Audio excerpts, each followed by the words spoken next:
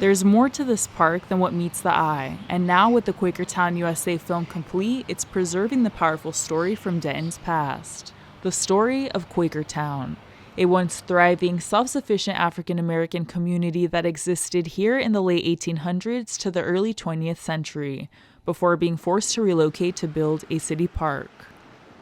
The project itself has been exciting because we brought together a number of researchers, historians, descendants to really understand a lot more about Quakertown. So we're just really excited to be able to complete the film and then to screen it. After a few years in the making, the film was screened inside the campus theater for the first time during its world premiere at the Denton Black Film Festival. I came to Denton to enjoy and learn from the Denton Black Film Festival. The Quakertown USA film about our history, what really happened, and what happens a lot, so that we can take a look at that and maybe bring solutions in the future so it doesn't reoccur. It's an honor to be a part of the project. I'm an actress, but to be a part of the history of this, it means a lot to be a part of it, even a snippet. I'm a descendant of Quakertown, and I'm happy to be here to help represent my family and the other families of Quaker. It means a lot to me, and I am proud of what Quaker was before it was removed. I'm very proud of what they did in that time.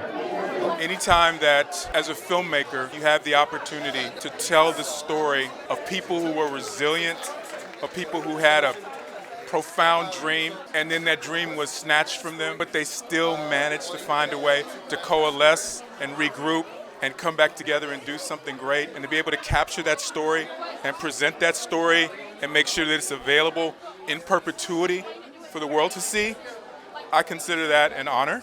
The film also marks an important milestone as the Denton Black Film Festival's first project as an executive producer, made possible through fundraising efforts and support from the city of Denton. We're excited to do that and to bring the Quakertown story to life. So I appreciate the fact that the city of Denton really wanted to embrace the truth of what happened, and that's what we've tried to do.